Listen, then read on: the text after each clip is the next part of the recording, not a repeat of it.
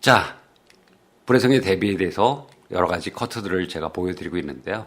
불회성이 이제 이런 얘기를 해요. 눈을 가늘게 떴을 때 기본적으로 피사체가 뚜렷하게 안 보인다. 그러면 사진의 의미 전달력이 적다. 그래서 좋은 구성은 안 된다라고 얘기할 수 있다라고 말을 합니다. 그래서 기본적으로 여러분들이 눈을 가늘게 들고 쳐다봤을 때 피사체가 분명히 보이는지 이런 부분들도 한번 여러분들이 습관을 들여놓으시면 좋을 거라고 생각합니다. 자, 이게 대표적으로 찍어놓은 사진인데요. 눈을 감았을 때 과연 피사체가 보일까요? 여러분들도 한번 해보셨으면 좋겠습니다. 자, 다음 사진을 가지고 보겠습니다. 자, 이게 명암 대비가 다 뚜렷하게 돼 있죠. 자, 명암 대비.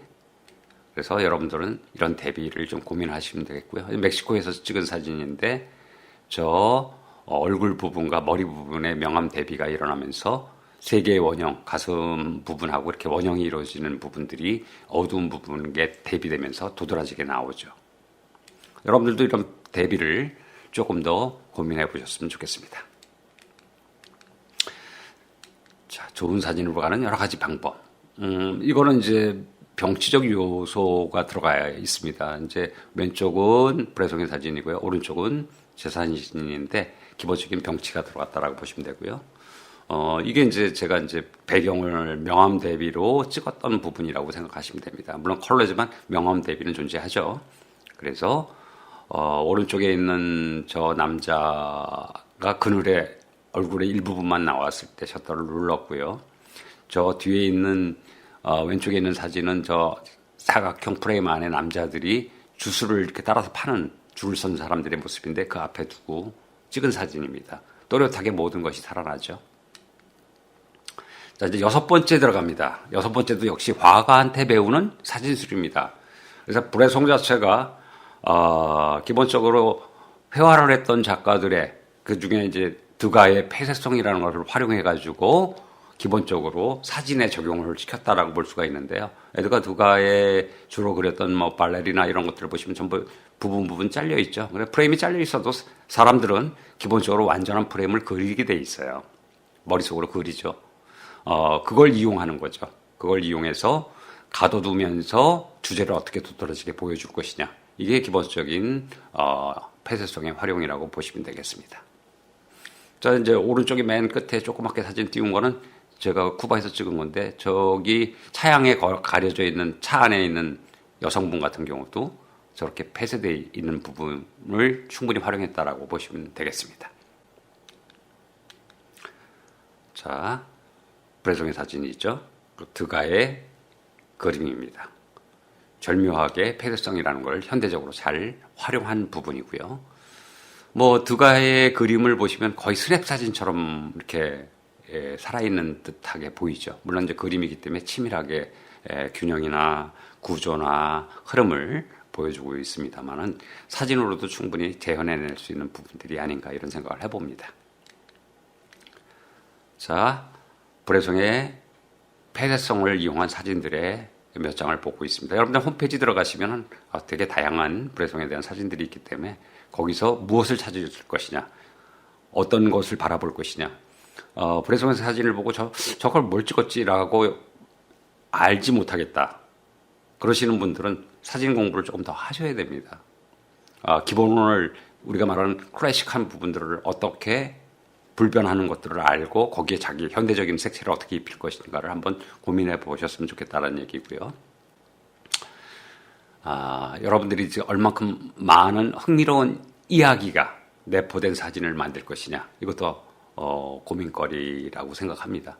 물론 그래서 이 강의가 끝나고 나서 사진학교 학생들을 대상으로는 저희가 이제 제가 준비하고 있는 강의가 포토 스토리텔링 실전 노트라는 걸 준비를 하고 있습니다. 그래서 스토리텔링을 어떻게 할 것이냐 8회에 걸쳐서 2시간씩 8회에 걸쳐서 아마 진행될 예정인데요. 궁금하신 사항이 있으시면 여러분들도 이렇게 오프라인 강의에서 그런 깊이 있는 강의를 들어보시는 것도 좋을 거라고 생각합니다. 자, 7번째. 바로크의 대각선을 바로크 회화에서 대각선을 잘 사용하고 있죠. 이거를 현대사진에서 어떻게 쓸 것이냐. 그래서 현대사진은 이제 수평이나 수직보다는 대각선을 잘 활용하는 사진을 많이 쓰고 있습니다. 그래서 이 전통적 기법을 내 사진에 어떻게 갖다 쓸 것이냐. 이건 여러분들이 자꾸 노력해야 되는 거고요.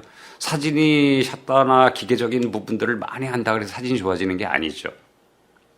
그래서 우리가 이제 인문학에 대한 부분들을 고민하는 것도 과연 어떤 철학으로 어떤 생각을 가지고 또 어떤 기법을, 표현 기법을 써서 자기만의 사진을 찍느냐. 이게 되게 중요한 시대가 아닌가 이렇게 생각을 합니다. 그래서 그런 면에서 봤을 때 브레송은 되게 많은 부분들의 연구를 통해서 자기 사진에 접목시켰던 그런 스타일을 만들어낸 분 중에 하나이기 때문에 우리가 클래식은 영원하다. 브레송 편을 하고 있는 겁니다. 자, 바로크 대각선에는 두 가지가 있죠. 하나는 기본적으로 불길한 방향성을 갖고 있고 하나는 순조로운 방향성을 갖고 있습니다. 그래서 어느 쪽으로 흘러가느냐에 따라서 우리가 이제 시선에 대한 부분이죠. 왼쪽에서 오른쪽으로 가면 자연스럽고요. 반대로 오른쪽에서 왼쪽으로 가면 충돌이 일어나죠. 그래서 이 시선의 방향성에 대한 부분들을 사선으로 엮어놨을 때 극대화되는 겁니다. 수평선보다 극대화되죠. 사선이 갖고 있는 운동성과 힘이 있기 때문에 그렇습니다. 그래서 옆에 브레송의 사진 중에 굴렁쇠를 굴리는 아이들의 모습을 보고 계시는데요.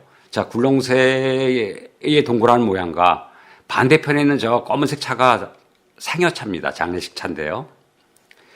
장의차 자체의 바퀴와 바퀴가 병치적 요소로 같이 결합이 됩니다. 같은 소재에 대한 대비를 갖고 있는 거죠. 하나는 한쪽은 굴리면서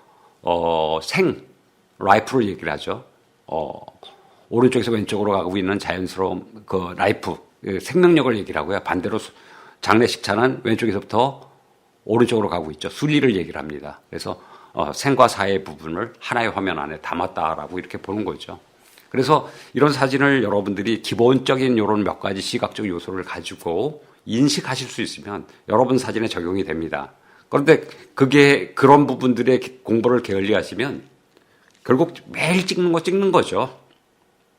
물론 이제 즐기면서 찍을 수도 있습니다. 그런데 기왕 사진을 하셨다 그러면 조금 더 공부를 통해서 탄탄한 기초를 가지고 자기 사진을 만들어 보는 것도 사진하는 즐거움이 아닌가 이런 생각을 해봅니다. 자, 이번에는 그 대각선 자체를 골드 트라이앵글이라는 기법, 우리가 말하는 이제 골든 트라이앵글이라고 얘기를 하는데 골든 트라이앵글을 어떻게 썼느냐. 루마니아 열차 안에서의 남녀죠. 자, 대각선을 그어서 보면 손이 어디로 갑니까? 차창에서부터 다리를 거쳐서 진행하고 있고요. 여성의 얼굴에 가고 있습니다. 그걸 골드 트라이앵글로 그렸을 때는 두 사람의 얼굴에 교차점이 만들어지는 거죠. 그래서 상호 교차하는 지점은 시선을 끌어주는 역할을 하는 거죠. 그래서 기본적인 구성, 현대 구성에서 많이 쓰고 있는 골든 트라이앵글에 대한 부분들로 구조를 나눠봤을 때 기본적으로 모양이 잡힌다라고 볼 수가 있습니다. 자, 세 번째 사진에서 보시면 딱 교차점의 중심에 남녀 얼굴이 들어가 있죠. 그리고 나머지 부분을 잘 천천히 보시면 삼각형의 법칙이 들어가 있습니다. 그런데 물론 이거는 제가 브레송이 저것까지 설마 생각하고 찍었을까 하는 생각을 하는데 모르죠. 본인한테 못 물어봤으니까 모르지만 구성상 치밀한 형태의 모양을 갖추고 있다라고 이야기를 드릴 수가 있습니다. 자, 그러면 이걸 다시 한번 볼까요? 자, 대각 교차점이 90도 각도의 교차점에서 골드 트라이앵글을 그리고요. 그 둘의 중심축이 위치하게 돼 있는 거죠. 자, 이거는 이제 파리 시내 노동자들이 점심시간에 휴식을 취하는 모습인데요. 되게 재밌죠. 이것도 대각선으로 그리면 이렇게 교차점에 무릎과 얼굴이 교차를 하고 있습니다. 그래서 이 샷이 되게 강렬하죠. 쉰다라는 의미인데 두 다리를 쭉 뻗고 쉬는 게 아니라 잠시 쉬는 거죠. 한쪽 다리를 이렇게 올려놓고 있으니까 그런 시각으로 여러분들이 이 대각선을 봐주시면 좋겠습니다. 자, 빨리 한번 볼까요? 자, 이렇게 모양이 만들어지죠.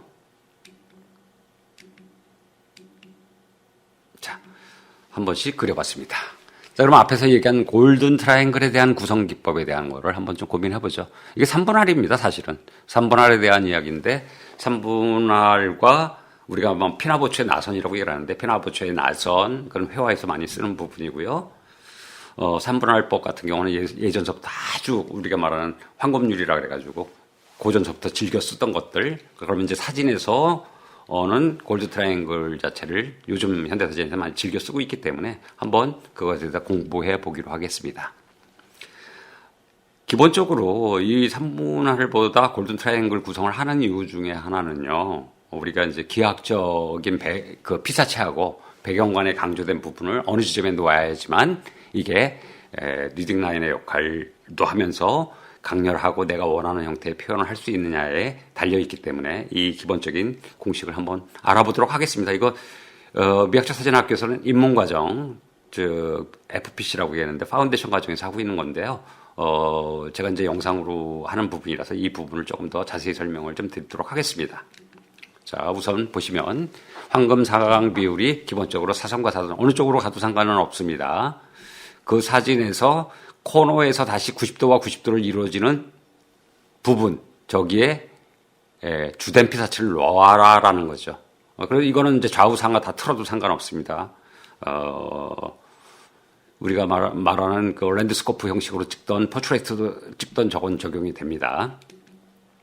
자, 그러다 보면 자연스럽게 극초점으로 눈이 가기 때문에 여러분들이 넣고 싶은 주피사체를 어떻게 넣을 것이냐.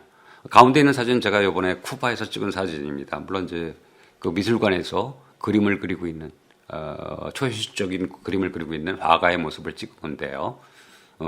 이 형태로 교차점을 만들다 보면 시선이 이렇게 가죠. 자, 여기도 마찬가지로 이렇게 시선이, 불의성의 사진입니다. 시선이 가고 있습니다. 그래서 황금 삼각형 자체는 우리가 말하는 역동성을 강조하는 대각선을 잘 쓰는 방법 중에 하나이기 때문에 현대 사진에 있어서는 이제 대각선을, 사선을 어떻게 잘 쓰느냐에 따라서 사진이 동적인 느낌을 갖게 만들어지기 때문에 여러분들이 좀 주의 깊게 봐두셔야 될 부분이라고 생각합니다. 자, 다양한 형태의 삼각형들이 존재하죠. 저기 맨 왼쪽에 있는 것과 두 번째 있는 게 브레송의 사진인데요. 되게 재밌죠. 페인팅하고 있는, 자기 자화상을 그리고 있는 거울에 비친 모습, 그림으로 그려진 모습, 실제 본인 모습이 삼각형을 이루고 있죠. 그 다음에 저 그림자, 연인들의 모습의 그림자와 연인, 그리고 그 옆을 지나는 행인들이 삼각형으로 이루어집니다. 그래서 저렇게 가상적인 삼각형에 대한 부분들을 건져내는 방법도 있고요. 또는 저렇게 전통적인 회화처럼 삼각형에 맞춰가지고 표현하는 방법도 있습니다. 자, 이 자체를 우리가 조금 더 고민해보는 시간을 좀 가져보도록 하겠습니다. 자, 두 장의 사진 역시 삼각형을 이루고 있죠. 제가 찍은 오른쪽 사진도 마찬가지로 기본적으로 삼각형의 법칙이 적용되고 있습니다.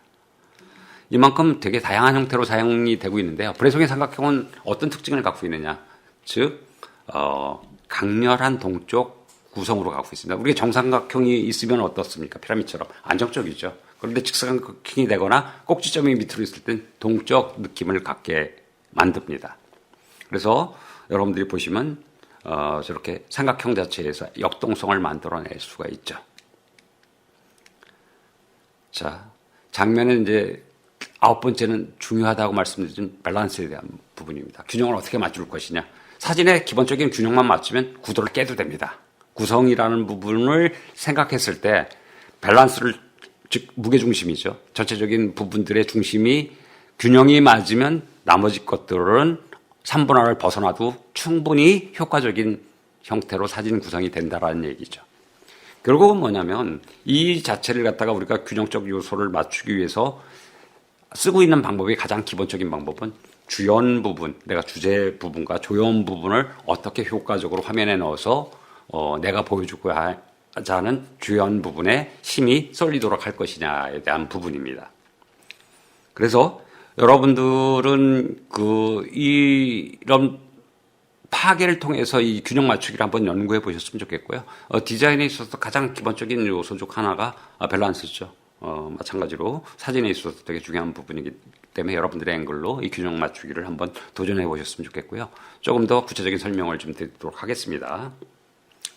자, 사진가가 공간을 채우기 위해서 주된 피사체와 덜 중요한 피사체를 같이 배치시킵니다. 왜? 뭐 때문에? 무게중심을 맞추기 위해서 봤다는 거죠. 즉 밸런스를 맞추는 거야, 밸런스. 자, 아웃만 있다고 생각하고 저 건물이 없다고 생각하면 어떨까요? 아웃쪽으로 시선이 너무 쏠리죠. 그런데 무게를 어디서 잡아줍니까? 건물에서 잡아줍니다. 자, 오른쪽에 있는 사진은 제가 쿠바에서 찍은 사진인데요. 저 아이들만 찍었어요. 저 뒤에 건물이 없습니다. 그럼 어떻게 될까요? 왼쪽으로 무게중심이 쏠리게 되죠. 균형이 안 맞게 된다는 얘기예요. 그럴 때 저쪽 뒤에 집이 있기 때문에 그 집이 무게를 잡아주는 역할을 하는 거죠. 이게 바로 무게중심, 즉 균형에 대한 얘기이기 때문에 여러분들의 사진에서 3분할을 깨도 되죠. 왼쪽 사진 같은 게 제가 찍은 사진 같은 게 3분할이 다 깨졌죠. 그래도 무게중심이 맞습니다. 자, 그럼 불내성은 어떻게 써고 있느냐? 자, 물론 이제 저 불내성의 기본적인 사고, 키워드라고 얘기를 할 수 있는 사진적 기법 중에 하나는 초현실주의가 있고요. 기하학이 있습니다. 그래서 지금 보시는 사진은 초현실적인 사진인데 저기에서도 밸런스가 앞이 허전하지만 밸런스가 잡혀 있죠. 깃발로 인해서 잡혀 있습니다. 한번 볼게요. 자, 이렇게 3분할의 기본적인 요소.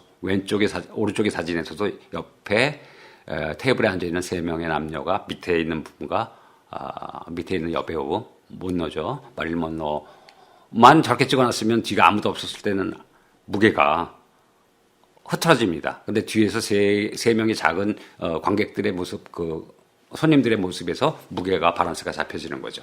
물론 이 부분은 의미적 요소로서의 병치적 사진이기도 합니다. 병치적 사진에 대해서는 다음 편에 아주 상세히 설명드릴 예정이니까 지금은 이제 여러분들이 균형적인 부분에 대해서 한번 고민을 해주셨으면 좋겠습니다. 자, 이것도 제가 찍은 사진인데 저 안에 소녀 안에 있는 초상화 그림이죠. 그림하고의 기본적인 밸런스를 맞춘 거고요. 이거는 쿠바의 역에서 찍은 겁니다. 저 삼각형이 만들어지죠, 자연스럽게. 그러면서 그 가운데 여인의 얼굴이 들어가서 중심을 잡아주는데 앞부분에 있는 바 부분을 안 넣었다 그러면 무게가 위쪽으로 쏠립니다. 근데 밑에 바를 넣어서 전체적인 부분들의 안정도를 잡았다라고 보시면 되겠습니다. 자, 이렇게 이제 기본적으로 10가지에 대한 이야기를 여러분들하고 나눴습니다. 다음 시간에는 사진은 동사다라는 타이틀로 불해송의 사진적 구성 기법에 대한 것을 보다 더 심층적으로 알아보는 시간을 갖도록 하겠습니다. 감사합니다.